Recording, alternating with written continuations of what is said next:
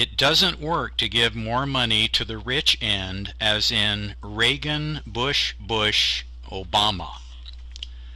Nor is increased spending in defense good for the economy or for the people's peace. So decreasing military spending, reverting to higher taxes for the rich, including the assumption of most Social Security and Medicare dollars needed, gives the U.S. a chance to recover while noticeably improving the lot of the average Joe. If we plot an income curve for all Americans from the lowest income to the highest over the entire working population, it would look like the black line on this plot. If we superimpose a subsistence budget in light blue, allowing the wealthier end a higher subsistence level, that curve would look like this. The difference between earnings and subsistence either shows a deficit, the red part, or a surplus, the darker blue part. I call this curve the reality check curve. People below subsistence from 55% down, shown in red, need government assistance by the current system to make ends meet, while the dark blue part of the curve above the 55% point shows a population segment with savings and investment opportunities and/or luxury product purchase options. The total deficit for the poor is about $700 billion, while the surplus for the upper half is about $3.7 trillion. I would like to see the welfare reduced and the income of Americans raised at the lower end with the provision of more and better life-sustaining jobs. This curve shows what adjustments could be made to better drive the economy and restore the middle class.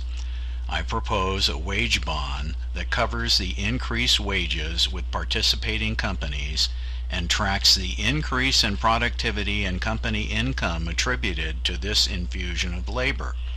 Each year, the share of increased business across all companies attributable to these employment and wage increases would return to the wage bond office for distribution to bondholders. People in the top 25% of income would be required to participate or be directly taxed for the same amount with no earnings. This is where the investment of $1 trillion should return $700 billion to bondholders each year. Unfortunately, there are certain facts in our economic system that block this sort of transition. 15% of American workers are self-employed. That means 85% work for others. The normal scientific growth allows for more automation, replacing American employees with cheaper labor or mechanization. The trend in higher profits then leads to an increasing scrap heap of American labor. The overall trend is to approach feudalism with a slave master conclusion, which fosters violent revolution. The John G. Roberts Supreme Court 5-4 ruling by right-wing justices basically gave total control of elections in America to corporations through their unlimited funding rights of candidates who will do their bidding. This allows corporations to select only candidates who will do their bidding to be supported in the media, where voters are left no alternative but to select from the ones wealthy enough to get all the airtime they need to discolor their opponents. It doesn't matter their party, both parties are funded heavily to ensure corporate victory with their agenda, to turn on the federal money pipe. Dr. Martin Luther King Jr. bore witness to the disparity in income and wealth by race 49 years ago in August of 1963 in his famous speech in front of the Lincoln Memorial in Washington, D.C. The same is true today. Racism was an issue in the Kennedy assassination and probably enticed some of the Dallas police to participate. The FBI and Secret Service also diverted the first black agent, Abraham Bolden, away from Washington and railroaded him off to prison to stop him from testifying about the setup on Kennedy that he became aware of. Also, studies have shown a correlation between family income and child student performance. So African Americans will have equal opportunity in education when they have equal income. I support their financial assimilation as part of equal rights. No wonder oil harvesting and marketing and control worldwide was at the birth of U.S. foreign policy in the late 19th century and remains there today, the focal point of our international foreign policy. Oil companies have stifled competition over the years by buying up patents that would make internal combustion engines twice as efficient and make plug-in hybrid electric vehicles with much better performance than the Chevy Volt, and do it 20 years ago. This is because they decided instead to milk every nickel they could get out of oil production business before they replace it with their solar products.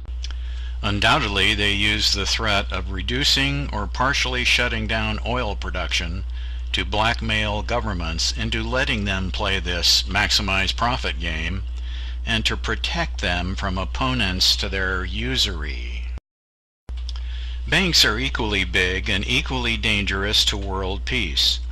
Their control of government to be able to create and carry out a real estate banking scam that makes them look like victims, and getting a $700 billion bailout with no stipulations while continuing to collect inflated mortgage payments from homeowners and arranging for insurance companies to collapse and shield them from liability when the market collapses.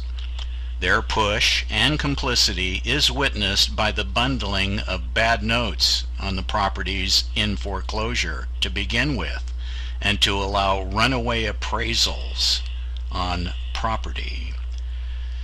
So they score on the sale of bad paper to the stock market that can't be unbundled, while collecting loan payments until default and then foreclosing to get the properties back, and while being paid half the total money of all bad paper loans to cover their losses in property values.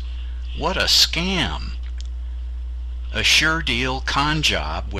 Sitting at the top middle of this oil banking intelligence political conspiracy is the oil banking intelligence political family, the Bush family, the center point of planning, coordination, and operations for world control. After setting up, coordinating, and achieving the JFK coup, G.H.W. Bush and his business cronies got Johnson, a puppet of big oil, to take over the government.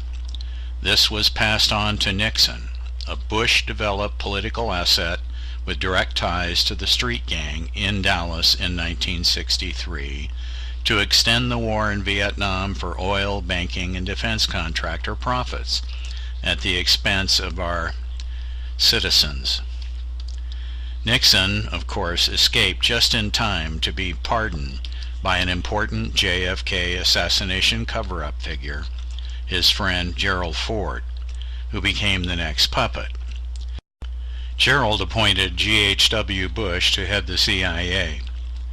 Jimmy Carter's early start and strong finish against our only unelected president gave the nation a short reprieve while they sought and found a personable substitute, Ronald Reagan, who, after almost being assassinated 64 days after swearing in, was more complicit with the Bush economic plan of making the rich richer while kickstarting the debt demise of the U.S. by doubling the U.S. debt.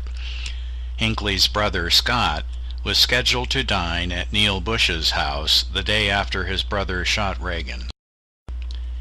Richard A. Clarke, a security advisor to 4 presidents and terrorism czar under Bill Clinton, detailed in his book, Against All Enemies, how George W. Bush ignored advance warnings of an attack on the U.S. using commercial airliners. He concluded that the Bush response to 9/11 so enraged Muslims in the Middle East that it leaves the U.S. more vulnerable to terrorism than ever before. while W's oil friends' revenue skyrocketed to $3 trillion. Thompson, in the Terror Timeline, backed up Clark's observations with additional facts. First-hand accounts of 503 emergency personnel who witnessed the falling of the towers and the World Trade Center Building No. 7 proves execution of the disaster by rogue agents who had access to the buildings to plant the explosives. It was done to give Bush an excuse to wage war and to put the U.S. into greater debt, while housing his overflow of rogue agents in his new Department of Homeland Security. Their duties, among others, would be to arrest and detain anyone who complained too noticeably about the government or its officers. We decided long ago that the dangers of excessive and unwarranted concealment of pertinent facts far outweighed the dangers which are cited to justify it. And there is very grave danger that an announced need for increased security will be seized upon by those anxious to expand its meaning to the very limits of official censorship and concealment. This is exactly what George W. Bush has achieved. Exactly. It's appalling what this president has done.